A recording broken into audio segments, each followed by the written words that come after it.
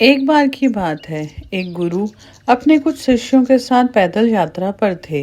वे चलते चलते किसी गांव में पहुंच गए। ये गांव बहुत बड़ा था। वहां घूमते हुए उन्हें बहुत देर हो गई। गुरुजी थक चुके थे और प्यास भी लगी थी।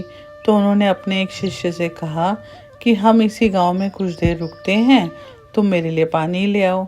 जब शिष्य गांव के अंदर गया, थोड़ा घूमा तो उसने देखा कि वहाँ एक नदी थी जिसमें कई लोग कपड़े धो रहे थे, कुछ लोग नहा रहे थे। इसी वजह से नदी का पानी बहुत गंदा दिख रहा था। शिष्य को लगा कि ऐसा गंदा पानी गुरुजी के स्वास्थ्य को खराब कर देगा, उन्हें ये पानी नहीं पिलाया जा सकता। इसीलिए शिष्य बिना पानी लिए वापस लौट आया और नदी के गंदे पानी की सारी बात गुरुजी को बता दी। इसके बाद गुरुजी ने किसी दूसरे शिष्य को पानी लेने भेजा। कुछ देर बाद वह शिष्य पानी के साथ लौटा।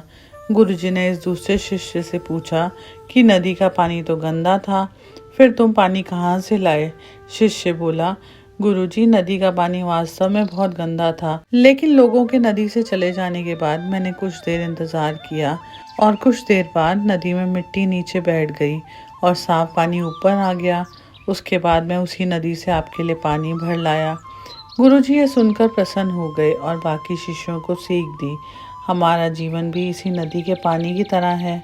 जीवन में कई बार दुख और समस्याएं आती हैं। जीवन रूपी पानी गंदा लगने लगता है, लेकिन थोड़े इंतज़ार और सब्र के बाद ये दुख और समस्याएं नीचे दब जाती हैं और अच्छा समय ऊपर आ जाता है। कुछ लोग पहले वाले शिष्य की तरह दुख और समस्याओं को देखकर घबरा जाते हैं और मुसीबत देखकर वापस लौट आते हैं। ऐसे लोग जीवन में आगे नहीं बढ़ पाते। दूसरी ओर कुछ लोग जो धैर्यशील होते हैं, इंतज़ार करते हैं कि कुछ समय बाद गंदगी रूपी समस्याएं और दुख खत्म हो जाएंगे, वह ही सफल होते हैं। हरे कृष्णा।